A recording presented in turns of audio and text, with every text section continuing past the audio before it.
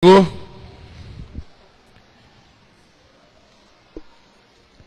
Coríntios, capítulo 10, versículo 32. Antes de eu começar a pregar, eu quero dizer, Coquetel de Pastores termina às 9h45 da noite, tá bom, pastores? Culto dia de quarta-feira termina às 7h30. Então, 9h45 você vai estar liberado para ir embora, que nós somos pontuais, você vai estar em casa. O que tem hoje na televisão? Nada, porque tu é crente, né? Então, tu vai chegar em casa, vai dormir ou vai ler a Bíblia. Amém? Quem achou, diga amém. Diz assim. E também eu... Não, perdão, 32. Não vos torneis motivo, diga motivo, de tropeço nem para judeus, nem para gregos, e nem para a igreja de Deus. O título dessa mensagem é Ajustando, pode anotar, Ajustando o comportamento de um líder. Ajustando o comportamento de um líder. Entenda que muitos líderes, muitos pastores, o seu ministério não cresce, não é simplesmente porque ele não é um homem de Deus, porque não é uma mulher de Deus, porque não anda em santidade. A questão toda é que, aquilo que eu estava pregando hoje, número 1, eu vou falar de alguns comportamentos que o líder deve ter. Comportamento, primeiro, comportamento de testemunho na igreja e testemunho social. Comportamento, como o líder deve se comportar em picos de estresse e em dificuldade, na frente da sua família e na frente da ovelha. Número 3, comportamento do líder na hora de trabalhar e perseverar por um foco.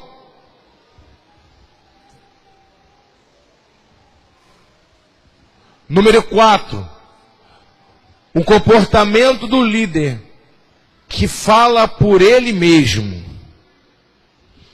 Para você ter uma ideia, entender essa mensagem, eu vou usar como uma ilustração um testemunho de um homem que ele dava um péssimo testemunho na sua casa.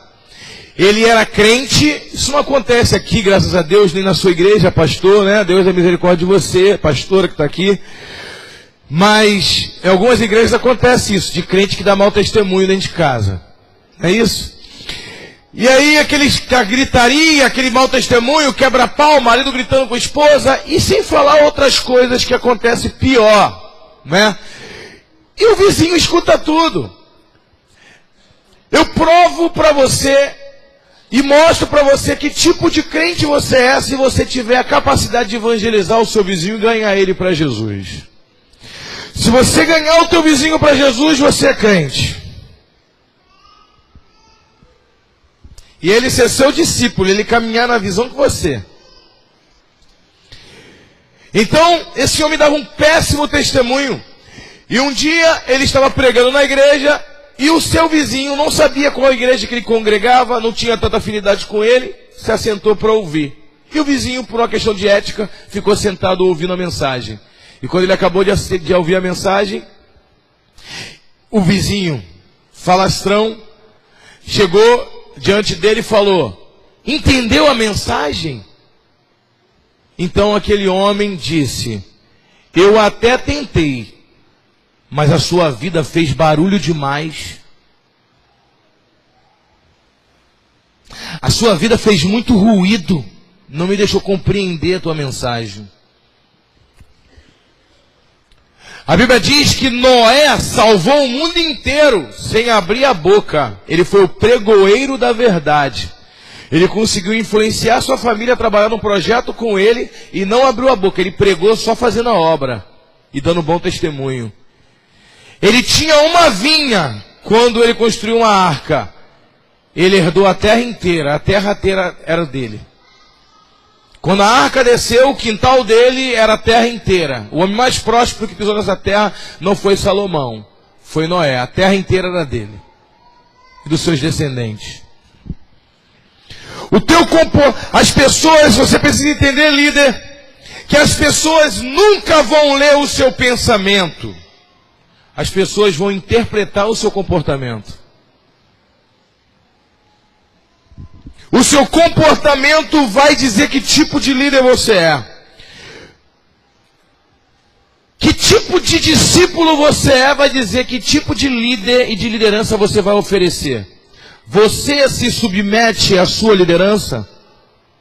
Eu não estou falando que você tenha que submeter a um ditador. Eu não estou que você tenha que submeter de nível, de uma forma déspota, dominadora. Não é isso. Mas se você submete à autoridade da palavra que está na vida do teu líder, consegue abaixar a cabeça e deixar ele nortear a sua vida? Ou você debate com ele só para parecer um pensador filosófico?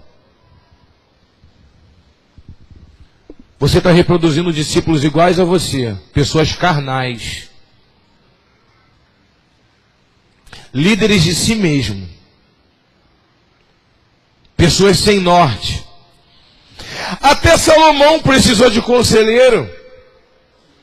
A Bíblia diz que Salomão era o homem mais sábio que tinha. Ele disse: na multidão de conselheiro há sabedoria. Ninguém sabe tanto ao ponto de não ser aconselhado por alguém. Nem o homem mais sábio que pisou na terra. Porque o discipulado ajusta o nosso comportamento para alinhar o nosso comportamento com o nosso futuro, com o nosso destino, com o nosso propósito. Muitas coisas não acontecem na vida de um líder porque ele tem promessa, mas o seu comportamento não está atrelado com aquilo que ele vai ser. Está desnivelado, e Deus não anda por caminhos desnivelados. O ditado, a maior aberração que o homem criou foi dizer que Deus escreve certo por linhas tortas. Deus conserta a linha para poder escrever. Deus não duela consigo mesmo, com o seu caráter. Deus não negocia princípio. Você pode ser crente e morrer sem as promessas se cumprirem, se você não se ajustar aos padrões que Deus tem para você. Porque Deus não reproduz lixo. Olha para o teu irmão e fala: Deus não reproduz lixo. Se Deus entregar uma multidão para você, com um caráter deturpado, Deus vai estar reproduzindo coisa ruim. Então Deus prefere não te dar ninguém. E você ser um ruim sozinho, ilhado. Pessoas que barateiam a graça de Deus e não sabem desvencilhar a graça de compromisso com Deus. De compromisso social, de testemunho. Eu estou falando para líderes aqui. Eu não me lembro um dia, estou falando aqui na internet, eu não me lembro um dia que eu levantei o meu olhar para o meu líder e disse: não vou fazer, não concordo. Nunca saiu um concordo. Não concordo da minha boca para o meu líder. Nunca nem saiu isso. Eu baixava a cabeça, sempre baixei a cabeça, e num momento, outro momento, eu tento mostrar minha visão para o meu líder de forma muito sutil, muito submissa, mostrando: será que o senhor poderia me ouvir a minha visão? E ele falar: a tua visão está errada. Pronto, eu estou errado e pronto.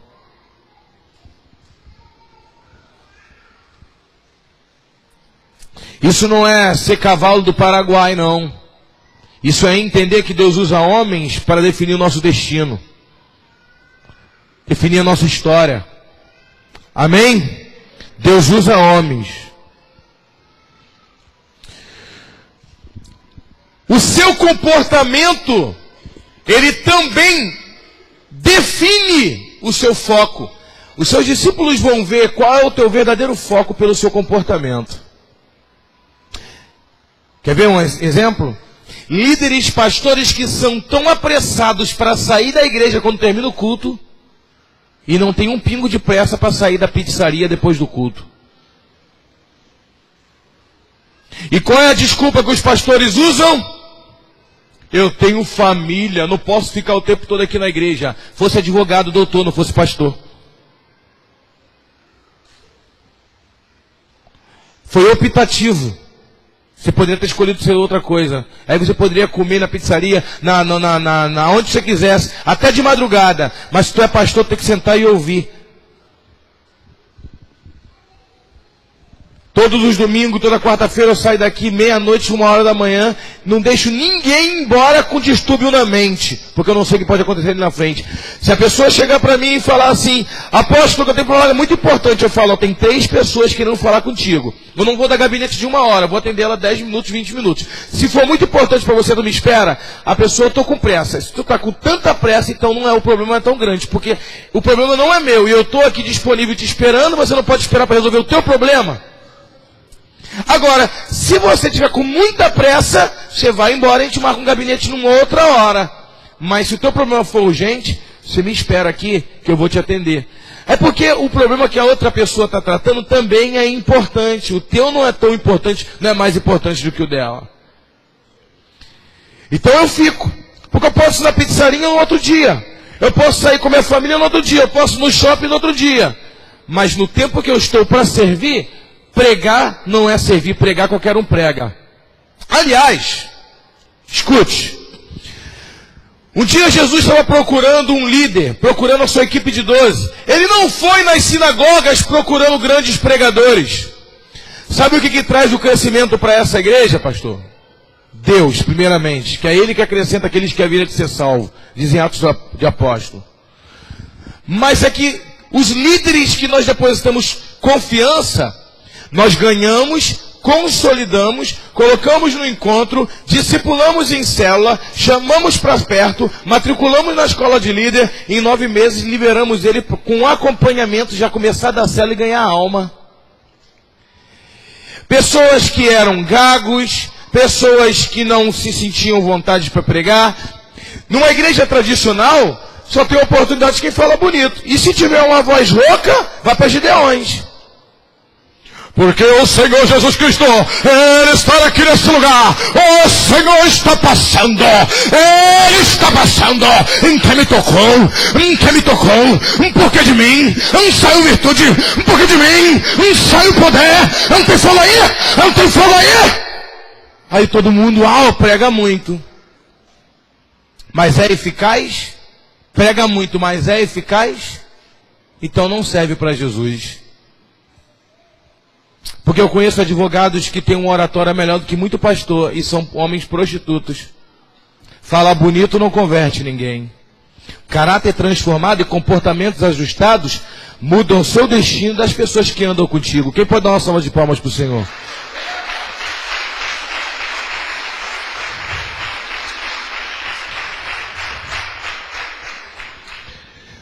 Por isso na igreja, na visão celular, na visão que nós trabalhamos, o crescimento vem, porque pessoas que não têm oportunidade, em muitas das igrejas, as pessoas falam, essa igreja não dá oportunidade, dá sim, oportunidade de pastores. Sabe o que é pregador? É uma coisa, pastor é outro. Pregador é quem prega, pastor é quem cuida. Não confunda pregador com pastor. Tem muitos pregadores que não têm paciência para cuidar de ninguém. Se ele for discipular uma pessoa, ele mata aquela pessoa, psicologicamente, afronta, grita, expulsa a pessoa da igreja. E aí tem um pastorzinho que não sabe pregar direito, mas é aquele homem que abraça, que diz, eu estou contigo, levanta, tira o espinho, abraça, cuida. Esse é pastor, o outro é pregador. Existe o pastor administrativo, que tem unção para administrar. Tem unção pregador, outro para pregar. E tem um pastor que discipula, paciência para discipular. Tirar o carrapicho é o que é a parte mais trabalhosa de um discipulado. Escute outra coisa. Então Jesus não foi nas sinagogas para ver quais os rabinos eram mais excelentes com a oratória e uma retórica melhor. Eu imagino Jesus passando pela sinagoga e olhando Gamaliel pregando com toda a sabedoria, dizendo, porque a exegética, da hermenêutica, de não sei o que, porque isso, porque aquilo, abra no livro de Isaías, não sei o que, dissecando a Bíblia e Jesus falando, uau, estou impressionado com esse rabino, ele vai ser meu 12. Não foi isso que aconteceu. Jesus foi até a beira do mar da Galileia, e viu um homem limpando uma rede que simbolizava um fracasso de um dia de trabalho. Todos os seus amigos de equipe tinham ido embora e ele estava lavando a rede, diz o evangelista. Estava Pedro lavando a rede. Sabe o que chamou a atenção em Pedro? Sabe o que chamou a atenção em Jesus relacionado à vida de Pedro? A sua ética profissional. De estar lavando as redes, mesmo tendo um dia infrutífero, entendendo que amanhã essa mesma rede vai beneficiar o trabalho dele. Em momento nenhum tu viu Pedro dizendo assim: cadê João, Tiago e André, que eles eram pescadores do mesmo barco? Por que eles não ficaram comigo? Sabe o que Jesus viu em Pedro? Uma liderança que sabe fazer a sua parte e não espera contribuição dos seus irmãos de equipe. E nem murmura por ninguém deixar de ajudá-lo. Simplesmente faz a sua parte e pronto. Entende que a sua recompensa vem de Deus.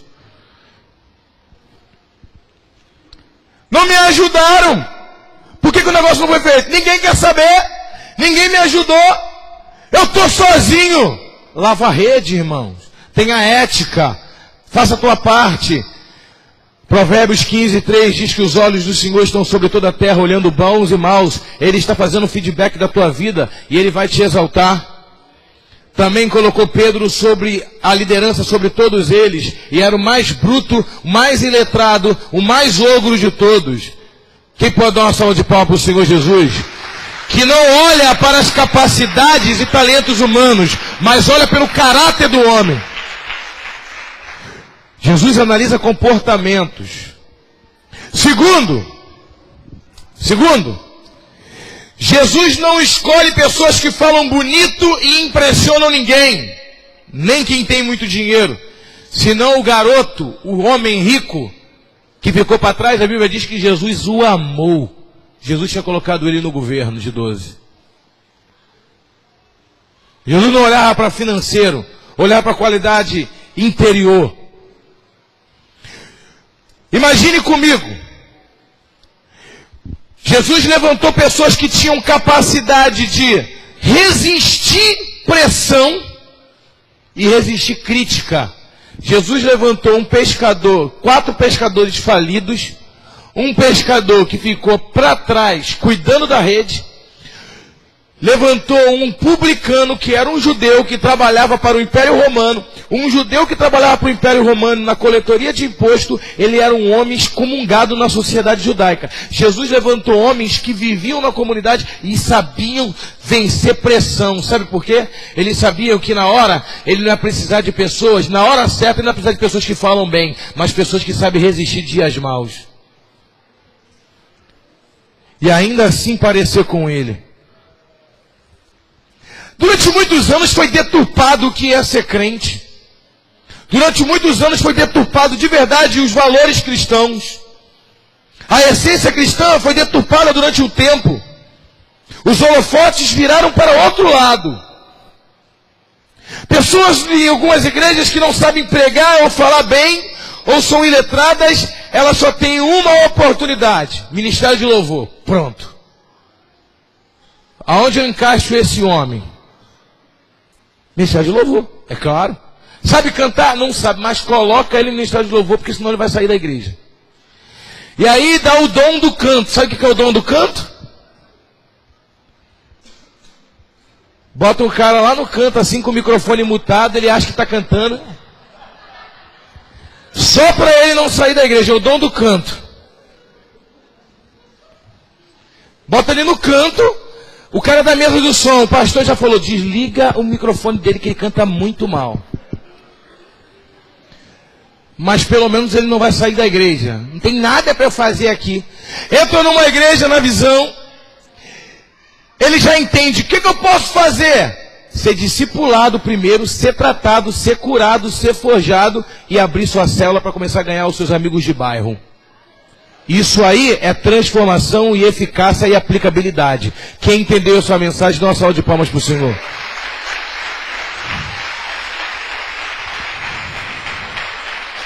Glória a Deus. Estou na primeira página, estou passando para a segunda, depois eu passo para a terceira, tem quarta? Tem. Tem alguém com pressa?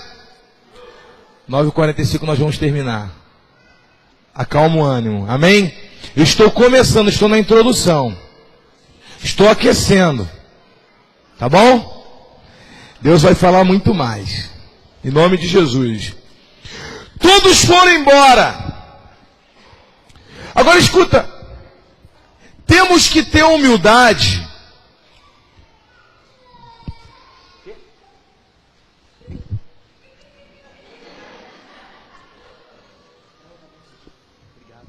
Obrigado, meu filho. Você é servo, tá? Na hora certa que Deus exaltar ele, você vai ter a visão que Deus está dando para ele, e vocês vão ver onde Deus vai colocar esse homem. Amém? Uma salva de palmas para o servo do Senhor. Amém.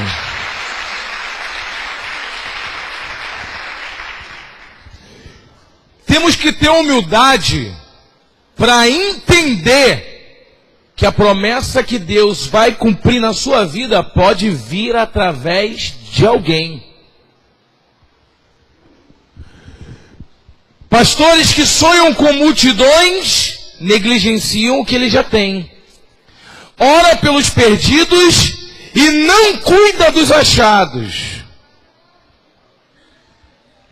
Pisam em cima daqueles que já têm e usa eles de escada para ter uma visão panorâmica, para querer enxergar aqueles que ainda não têm. O pastor tem que dar um passo para trás e olhar para dentro da pessoa que está na sua frente, que é esse discípulo que você tem, seja 10, seja 15, seja 20, seja 100. É através deles que vai vir a multidão que Deus tem para você. Quem está entendendo? Mas imagine que, como eu usei o exemplo aqui, de Deus usando pessoas. Ele pode usar pessoas. Se você conseguir comunicar a sua mensagem bem, e a sua mensagem estiver em consonância com a vontade de Deus, pastor e líder, se a motivação do seu coração estiver ajustada com a vontade eterna de Deus, não para o benefício próprio, mas para a vontade eterna de Deus, e tudo estiver encaixado, Deus vai despertar o coração das pessoas para trabalhar do seu lado. Você não está sozinho. Deus vai te dar aliados. Agora, se você fizer tudo o que é certo e as pessoas não entenderem o propósito, você tem que ter humildade suficiente para entender que a multidão que Deus tem para você vai vir de outras, das ovelhas que você tem, mas também tem que ter autoestima suficiente para entender que se as pessoas que você tem não se levantarem, Deus vai cumprir o propósito na sua vida de qualquer forma. Por quê? Os seus sonhos nunca vão estar atrelados a pessoas alheias. Se você faz a sua parte, tendo humildade de contar com as pessoas que você tem, e elas não fazem a parte dela, o que Deus tem para você não está conectado ao estado de ânimo das pessoas. Se as pessoas não querem trabalhar para Deus, você vai ter poucas pessoas na igreja, o seu ministério prolífero. Se as pessoas quiserem trabalhar, você vai ter uma multidão. Não está condicionado ao estado de ânimo das pessoas, mas sim ao como você se comporta diante de Deus e reage àquilo que Deus coloca no seu coração. Repito, tem que ter um equilíbrio.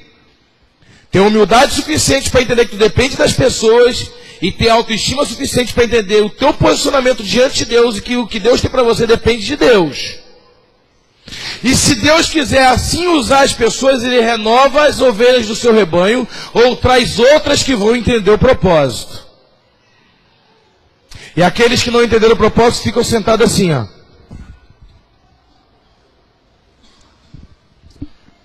Existem pessoas que não estão dentro da igreja, líderes, para contribuir, mas sim para puxar o tapete.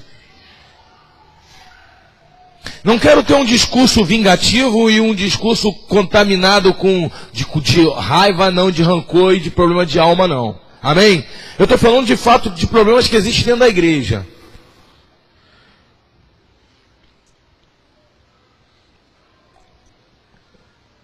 Se eu perguntar para você se esse copo aqui está meio cheio ou meio vazio, eu te garanto que maioria aqui vai dizer, ele está meio vazio. Sabe por quê? As pessoas têm uma tendência, uma inclinação para olhar só o que está faltando, não o que tem.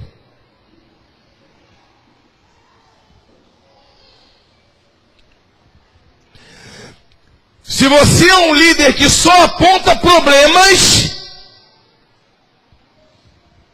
você pode ser chamado de um líder problema. Mas se você é um líder que aponta problema, mas é eficaz e tem um coração com Deus, você tem que apontar o problema e trazer uma solução junto com o apontamento do problema. Não adianta apontar problema por apontar, tem que ter uma solução. Contribua com a solução, que só a sua crítica não serve para nada. Analise o problema, porque é importante. Coloca no papel e começa a orar e jejuar de maneira honesta, pedindo a Deus, Senhor, me revela uma forma de resolver o problema dessa igreja, nessa área. E aí quando você chegar diante de mim, eu vou ter honestidade como pastor, de ouvir a sinceridade do teu coração, de me trazer um problema. Mas você vai falar, pastor, tem 20 dias que eu estou orando por isso, e Deus também me deu uma solução. Então não traga só problema, traga solução. Amém?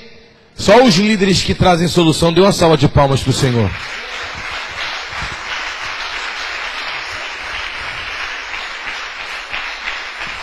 De problema eu estou cheio, irmão.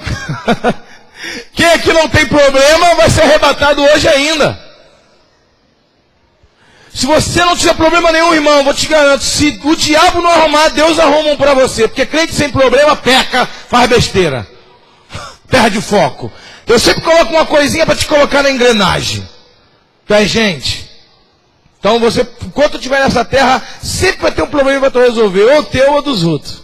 Ou da igreja. Ou da tua empresa. Sempre vai ter alguma coisa. Não se iluda com isso. Amém? Não tenha essa visão romancista.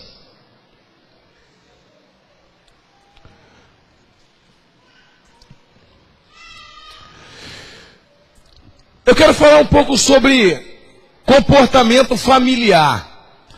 Apóstolo Paulo diz assim a Timóteo, diz a Tito, que um bispo, a palavra bispo é episcopado, episcopo. A mulher do bispo não é a bispa, gente. Ele diz assim, ô bispo, aí tem ô bispa, não é bispa, é episcopisa. Mas imagina... Já é tão pisado, pastor, às vezes, mas vai chamar a mulher de episcopisa. Aí que as ovelhas vão querer pisar mesmo. Então é melhor chamar de bispa mesmo, né? Um dia, quando eu fui ungido apóstolo, de pastor para apóstolo, né? Não mudou muita coisa, é tudo pastor. Mas vamos lá. E aí, ungiram apóstolo, aí tinha umas ovelhas me chamando. Ô apóstolo, ô pastor, ô apóstolo. Eu falei assim, meu filho, para, me chama de pastor. Antes que tu me chama de impostor, porque apóstolo, você não, me chama de pastor. Né? Em nome de Jesus. Mas a questão toda é que ele disse, aquele que almeja o episcopado, excelente obra almeja, mas que o bispo, o pastor, seja homem de uma esposa só. Tá difícil, né, de encontrar pastor com a esposa só, né, irmão? Até encontra. Qualquer briga o cara larga, arruma outra. Tem que contar com uma só. Já é a quarta, mas é uma só. Mas é a quarta. E a igreja não pode falar nada, porque a igreja também fala, se o pastor pode, também posso. Qualquer briguinha que tem no casamento, não vou resolver não. Vou separar e vou arrumar outra. Não tem problema nenhum com isso, não. Se houve um problema lá no mundo, tem que ser resolvido. Eu não quero tratar de assuntos teológicos aqui não, de doutrina de igreja não, amém? Mas existe um posicionamento. Nós temos que nos resolver dentro da nossa casa, amém? Segundo, tem que saber trazer os seus filhos na doutrina. O que é trazer os filhos na doutrina? Eu já vi pais ignorantes, abre aspas. Uma pessoa disse assim para mim, apóstolo, eu tinha ódio de crente. Eu disse, por quê?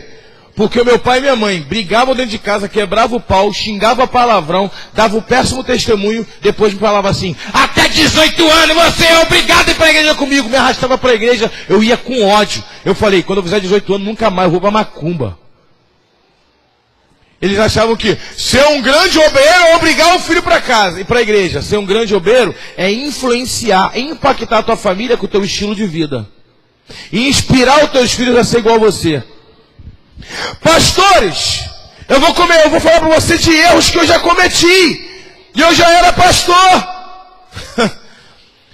A gente está tanto, as pessoas dizem assim, pastor perde família por causa da obra. Pastor, eu nunca vi um pastor perder a família por causa da obra. Eu já vi crente perder família por falta de prioridade. O tempo que tu fica 2 horas no Facebook, dá de atenção para tua esposa se tu perde a tua esposa. Não perde. Então é prioridade. Agora entenda. O camarada passa o tempo todo mantendo uma ética religiosa. E é o certo. Tem que manter o bom testemunho no trabalho. Ele suporta a pressão na rua, no trânsito, com alguém gritando com ele. Quando ele chega em casa, despeja tudo na família. E aí a desculpa que ele tem é assim mesmo. Quem é que não briga? Vai na minha casa que tu vai ver se tu vê briga. Tem ovelhas aqui, ó, que já moraram na minha casa. E tem outras que é uma filha nossa, nós adotamos como filho e mora dentro da nossa casa. Eu desafio ela a levantar e perguntar se vê alguma briga, alguma discussão com a minha esposa dentro da minha casa. Alguma alteração de voz. Desafio ela. Se ela não falar agora e falar assim, ó, se ela se ocultar, que Deus possa julgar ela. Então eu não estou falando do que eu não estou pregando, mas já teve. Já teve. O problema não é os erros que você já teve, é como tu se posiciona agora. Quem está entendendo? Você não pode deixar a obra te consumir e a palavra não entrar no teu coração. Um dia, embora não tinha palavrão nem xingamento dentro da minha casa, mas tinha palavras ríspidas e grosserias. A você? Um prato de comida. Tava na hora, né? Mas que a tua obrigação. Essas coisinhas assim de quem não está num dia bom, entendeu? E aí as pessoas querem ser compreendidas. Tu me entende, eu não estou no meu dia legal? Essas coisas acontecem na casa de crente. Você sabia? Na tua casa talvez não aconteça, mas na casa de alguns crentes acontece. Aconteceu na minha. Até que um dia eu estava estudando a Bíblia. Eu estava estudando uma Bíblia, irmãos. Aquela Bíblia de Jerusalém, que ela tem alguns livros católicos também, né? Ela tem todos os livros. Ela tem o livro de Tobias, tem o livro de Sabedoria de Salomão, Eclesiástico. Eu estava lendo o livro de Sabedoria de Salomão, achando que eu estava lendo Provérbios. É um livro apócrifo. Mas aquele livro me confrontou. Tem uma parte que falou assim, Deus usa tudo, irmão.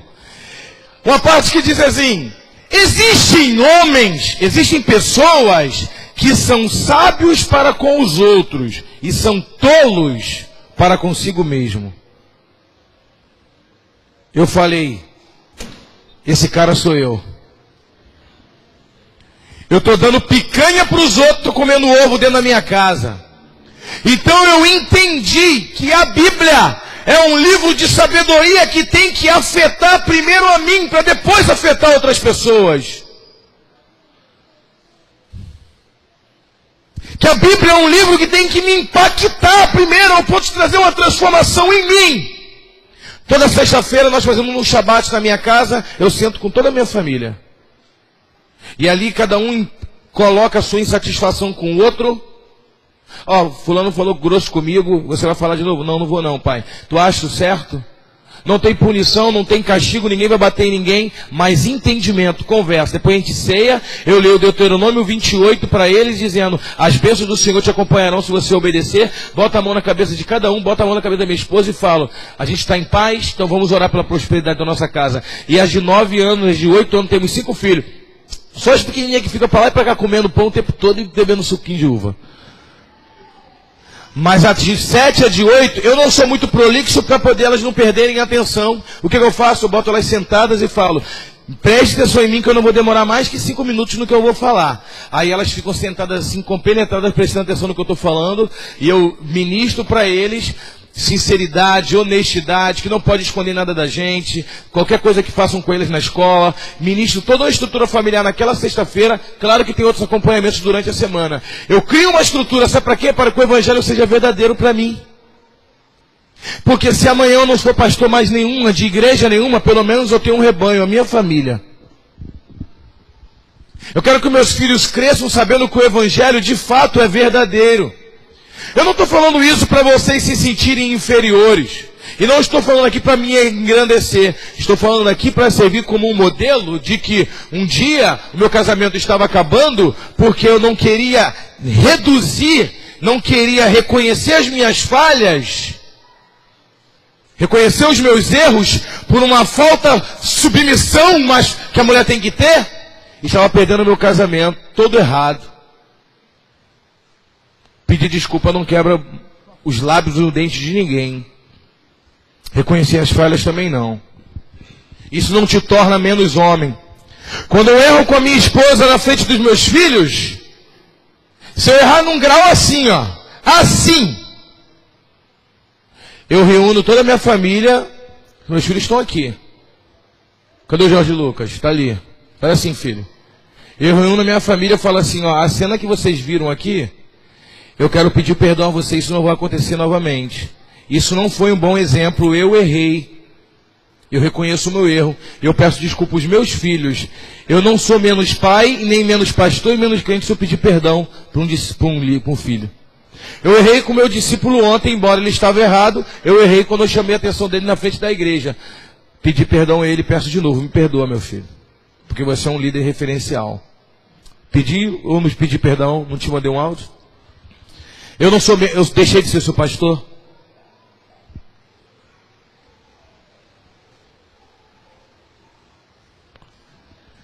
Então por que essa estrutura farisaica, pastor? Somos homens. Olha para o líder que está do seu lado e fala assim: tu é homem. E homem erra. Não podemos permanecer no erro. Temos que refazer a nossa rota. Quem entendeu, dê uma salva de palmas para o Senhor.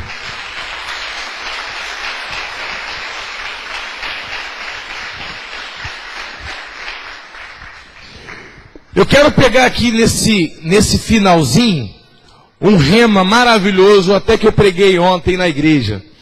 Eu quero falar sobre o líder que se comporta e tem uma postura ao ponto de impactar a sua geração. Como que você se comporta no momento de dificuldade? Como você se comporta no momento de foco? José, ele teve um sonho. E José, quando sonhou, ele impactou a sua geração no sentido de que ele nem sabia o que iria acontecer. Porém, ele falou o seu sonho. Quando ele comunicou o seu sonho, o seu pai lhe deu uma túnica.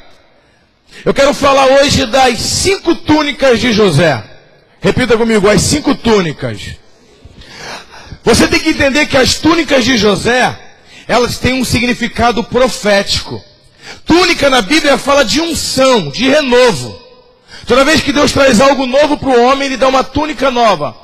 A primeira túnica que Jacó deu para José é a túnica para vencer a primeira dificuldade que ele iria passar, a traição familiar. A traição familiar é uma unção que Deus lhe dá para vencer uma morte psicológica, uma destruição de autoestima. Porque quando alguém na sua família te trai e te engana, ela te fere a tua confiança e te mata psicologicamente. Então a túnica que José deu, que tinha que partir da sua família, já que a traição ia vir da família, foi uma unção para suportar a traição dos familiares. E ele é vendido como escravo. Quando ele chega na casa de Potifar, lhe dão uma outra túnica.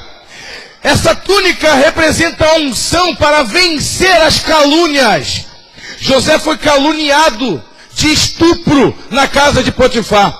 A Bíblia diz que Potífera, a mulher de Potifar, agarrou José, porque ele era um homem jovem e bonito, tentou estuprar José. José não aceitou e correu. E a túnica de José ficou na mão dela. E ela disse para Potifar: olha aqui a túnica do homem que tentou me estuprar. A segunda túnica foi a túnica para vencer calúnias e difamações. José recebeu uma terceira túnica. A terceira túnica que José recebeu, a terceira unção que José recebeu, foi para vencer o calabouço. Essa terceira túnica foi muito importante, foi uma unção de resiliência para vencer o tempo, porque o tempo, irmão, ele forja caráter, mas o tempo também nos desgasta. Quando Deus quer provar o homem, Ele não prova numa doença ou no desemprego, Ele prova num tempo. Porque o tempo fala de perseverança e de foco e de prioridade. Cada túnica era para ajustar o caráter de José num processo. Porque para você realizar o seu sonho, você precisa passar por processos. Os processos não mudam o teu sonho. Os processos de Deus na sua vida mudam você. E ajustam o seu caráter e o seu comportamento. Os processos de Deus definem a sua prioridade. Pastor, vou te fazer uma pergunta. Se Deus colocasse hoje 20 milhões de reais na sua conta, o que você faria amanhã? Se você fizer alguma coisa diferente do que você faz hoje, então significa que o teu chamado, o teu propósito hoje está errado. Procure em Deus um propósito novo. Porque dinheiro não pode mudar o seu propósito. Dinheiro pode potencializar e fazer você andar mais rápido naquilo que você já faz todo dia. Mas não pode mudar nem o seu propósito, nem para a esquerda, nem para a direita.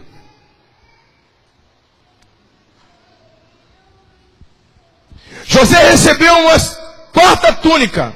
Essa quarta túnica, essa terceira túnica lá no calabouço, ele ficou 13 anos.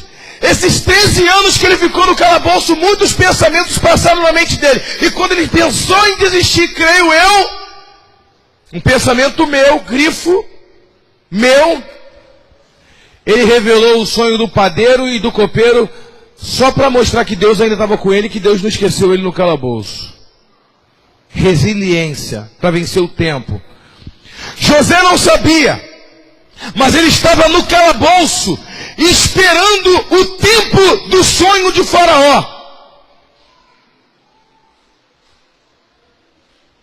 O problema de grandes sonhadores é achar que o sonho dele depende só dele. Mas um sonhador, para o sonho dele se realizar, ele depende do sonho de um outro sonhador. Para os teus sonhos se realizarem, pastor, você tem que aprender, líder, a servir primeiro um sonhador. José não sabia, mas ele estava reservado 13 anos, guardado num calabouço, à disposição do sonho de Faraó. Senhor, quanto tempo eu quiser. Quando o Faraó resolver sonhar, você sai daí. Se você não aprender a servir um sonhador e está disponível para o sonhador, você também não vai ter aliados que vão te ajudar no seu sonho.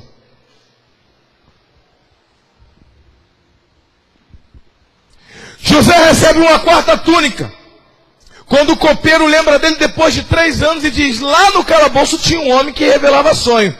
Faraó sonha. E ele chega diante de Faraó. Essa quarta túnica é uma unção de ousadia para chegar diante de grandes autoridades.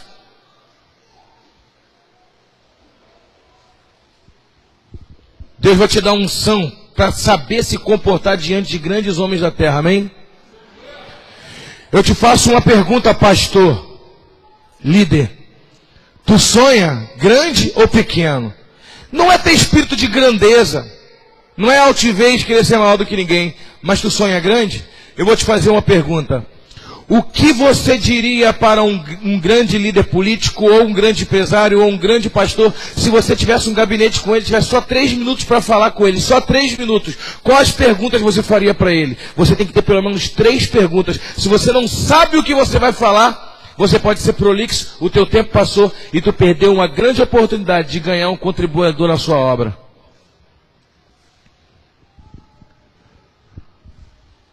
Você tem que se preparar para quando a oportunidade chegar. Você não pode esperar a oportunidade de chegar para se preparar.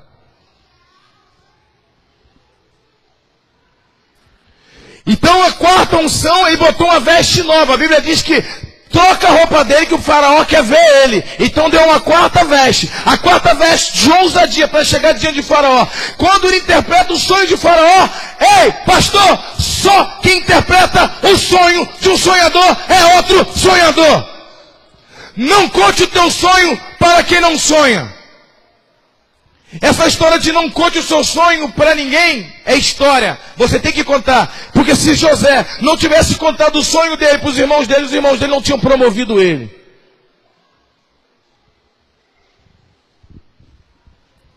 Se o teu sonho, pastor, não se levantou opositores e inimigos, então troca de sonho, que esse sonho não é de Deus.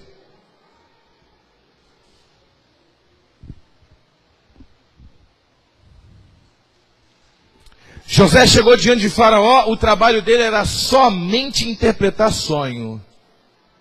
Diga, somente interpretar sonho. Mas ele estava debaixo de uma unção de ousadia.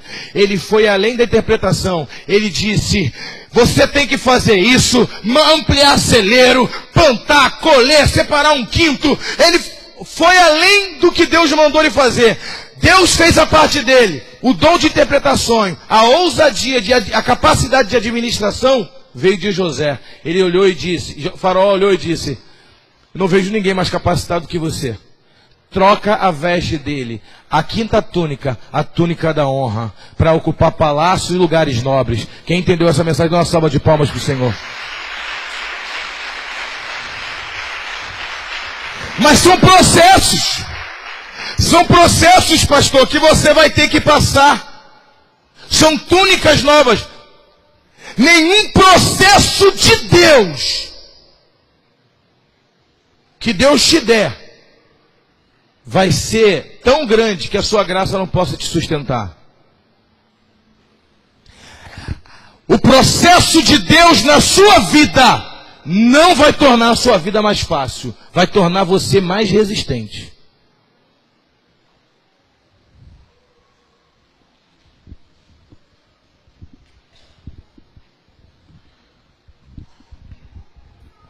Eu quero terminar falando de Paulão. Eu amo Paulo.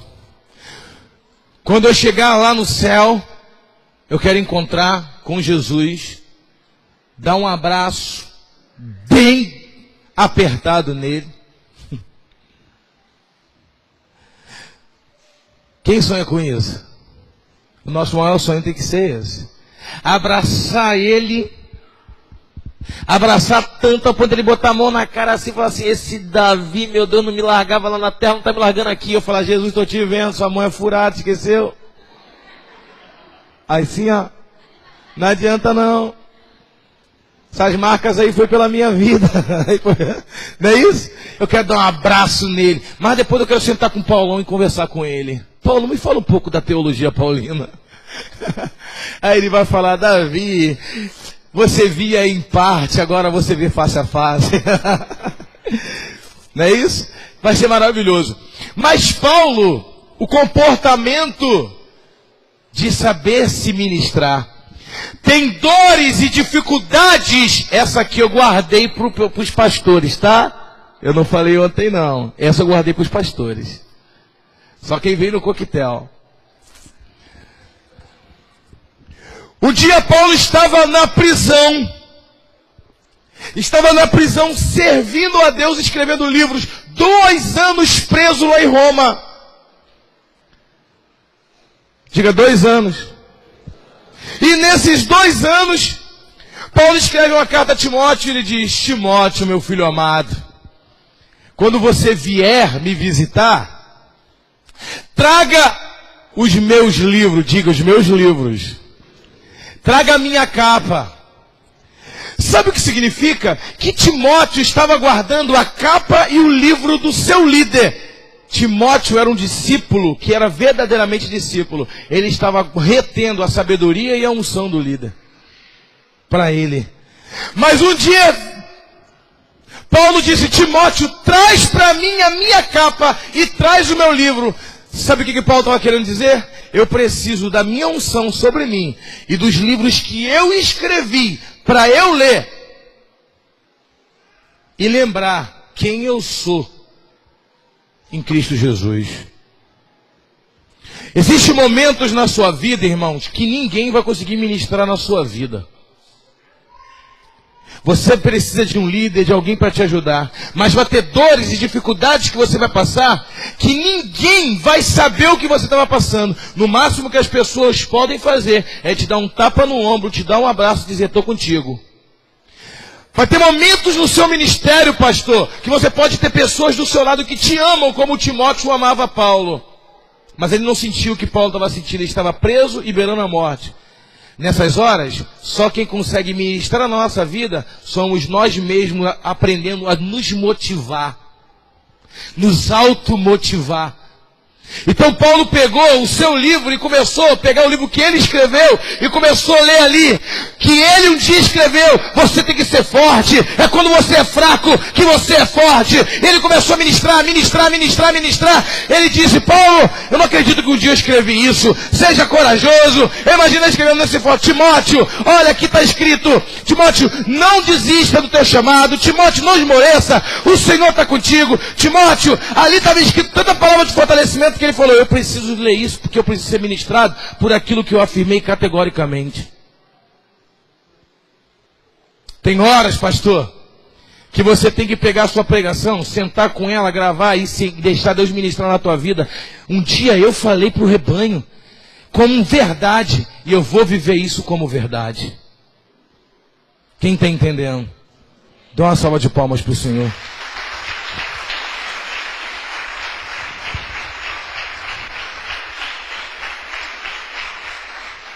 Timóteo, Paulo quando escreveu a última carta, Ministério de Louvor.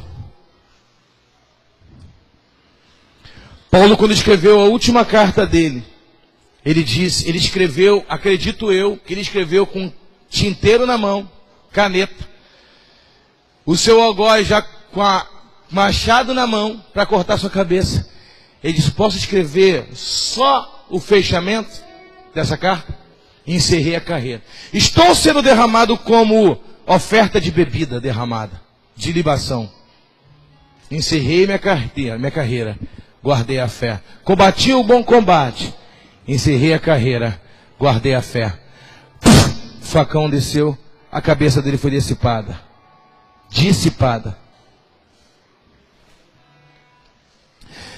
Acredito eu, Davi Mouta, não estou afirmando categoricamente, que Timóteo estava ali do lado dele, recolheu o seu corpo para sepultar, pegou o seu livro e a sua capa e disse, o meu líder se foi, mas a unção e a sabedoria vai ficar comigo.